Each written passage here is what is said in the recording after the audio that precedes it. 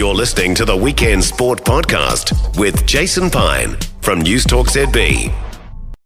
Before this podcast kicks off, let's talk about goals. The greatest goal is a native tree crowdfunding campaign, leaving a legacy for Aotearoa New Zealand as co-hosts of the FIFA Women's World Cup 2023. Visit treesthatcount.co.nz to donate a native tree for a brighter future.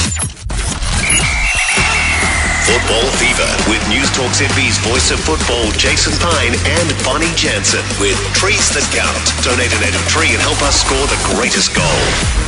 Kia ora, welcome into Football Fever, your daily World Cup podcast with treesthatcount.co.nz. I'm Jason Pine. Bonnie Jansen back tomorrow, but we have the first two round of 16 matchups confirmed after the final two group games in Pool C last night in Wellington.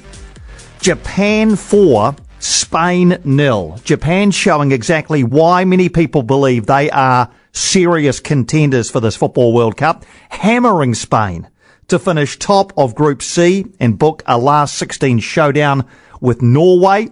Japan scored 3 times before half-time, with Hinata Miyazawa getting 2. Her tally now for the tournament is 4. She is the Golden Boot leader at this stage. But listen to these stats. These are quite astonishing. Across the game, Japan had just 23% possession. That is the lowest share of possession for a winning side at the Women's World Cup in history.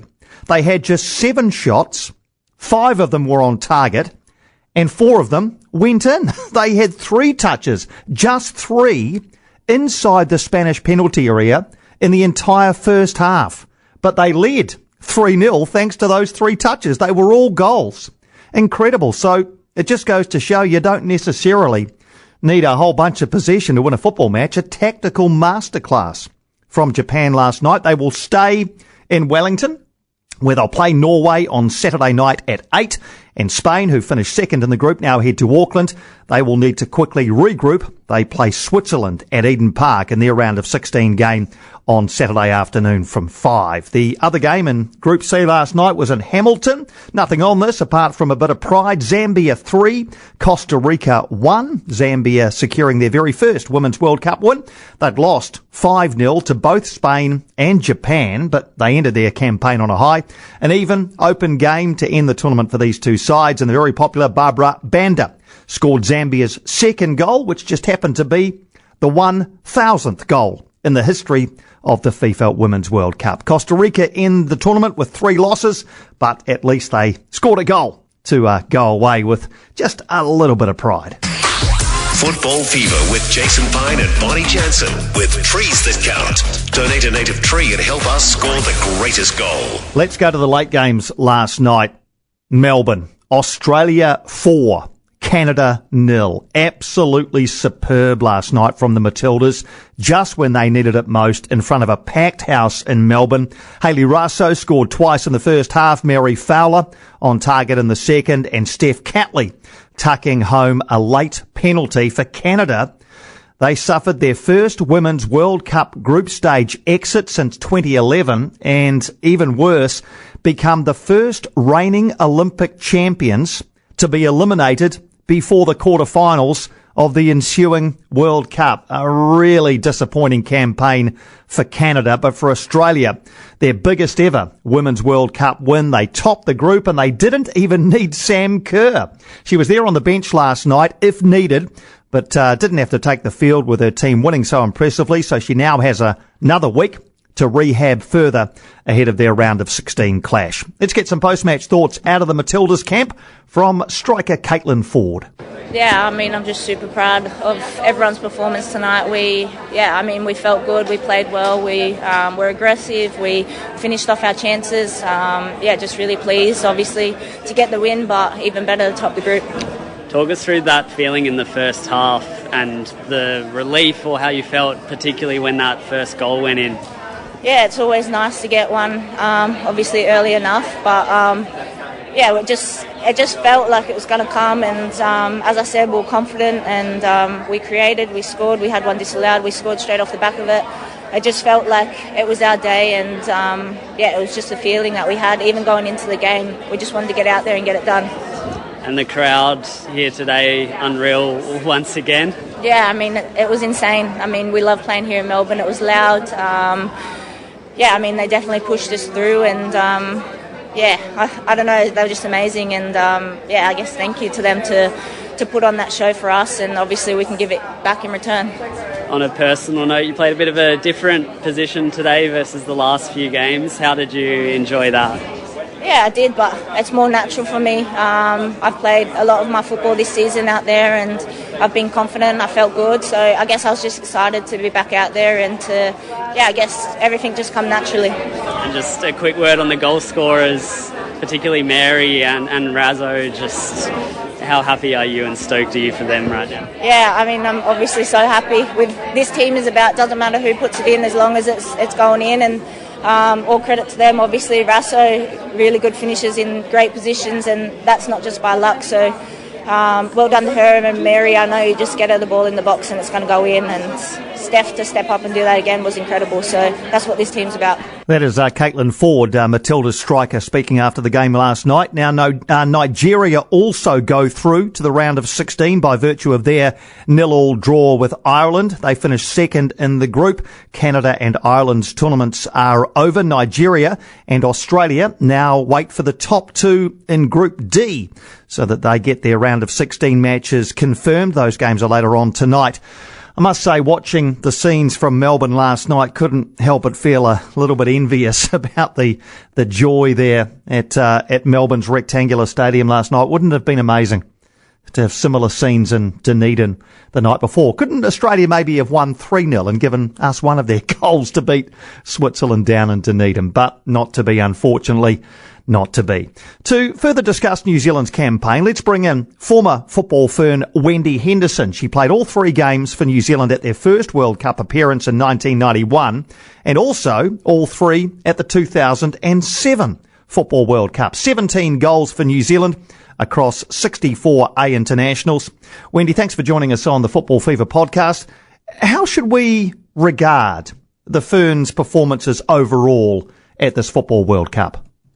I think overall, the performance of the Ferns has been outstanding, and really when you look at the results and how they've actually played, they're the top of the pool, really, and that's what's quite I guess hard to sort of fathom in terms of where they've ended up. So what do you think went wrong?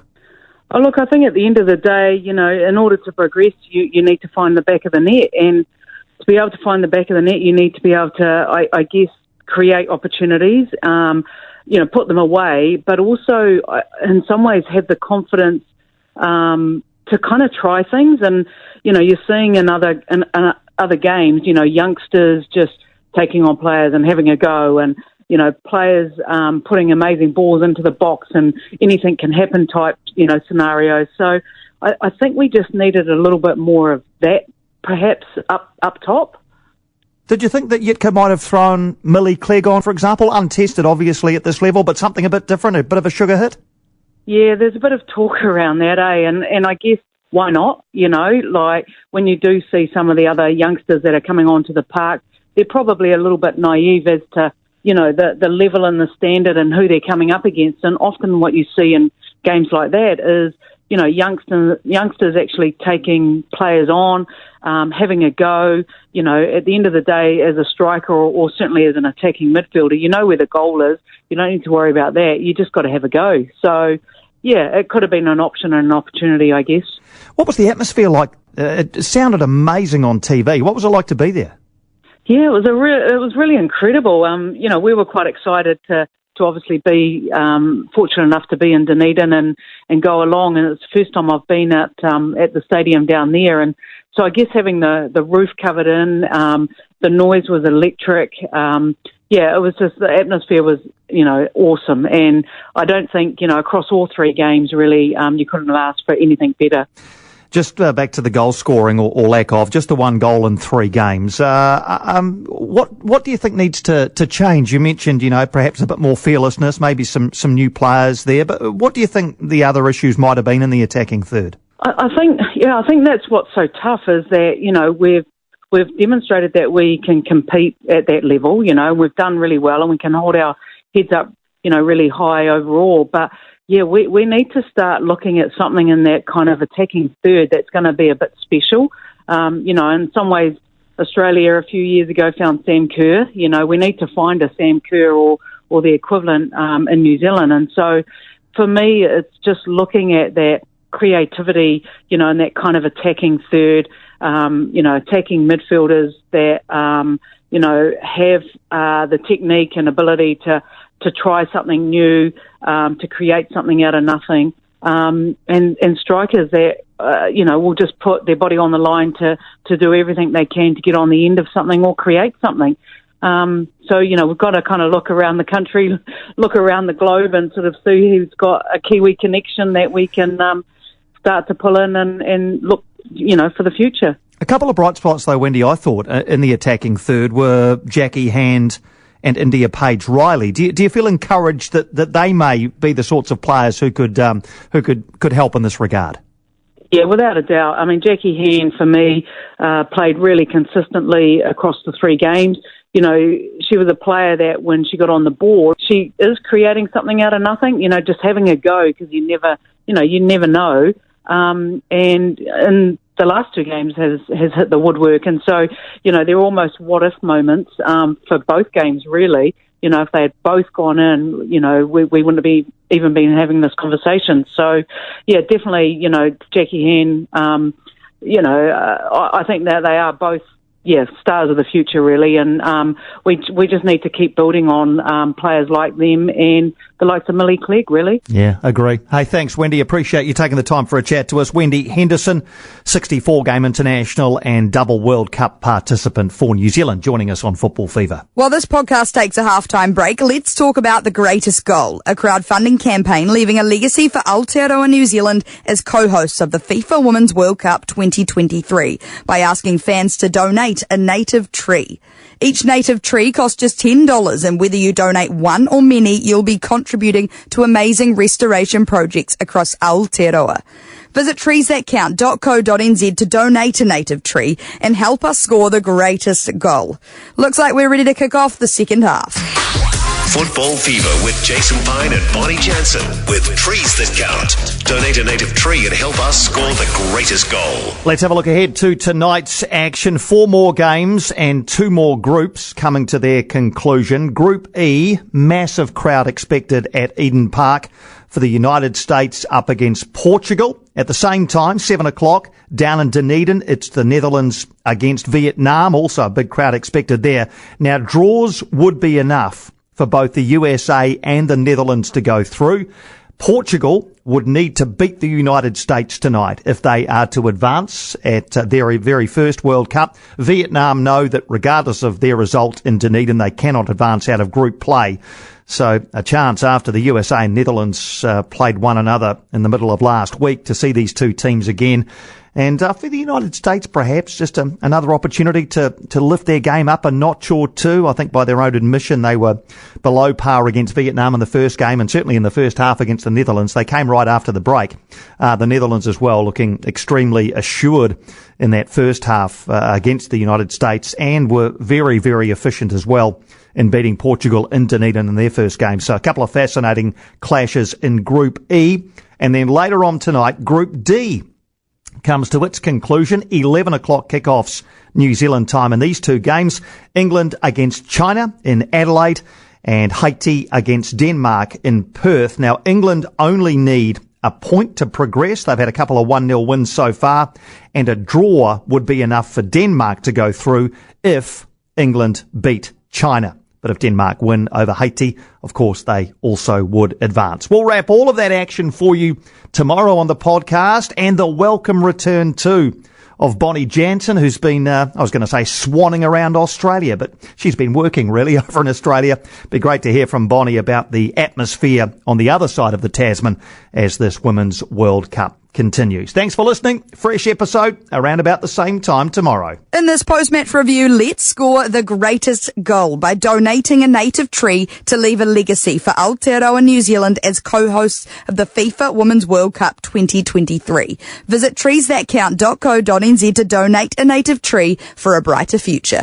The Football Fever Podcast with Jason Pine and Bonnie Jansen with Trees That Count. Donate a native tree and help us score the greatest goal. For more from Weekend Sport with Jason Pine, listen live to News Talk ZB weekends from midday or follow the podcast on iHeartRadio.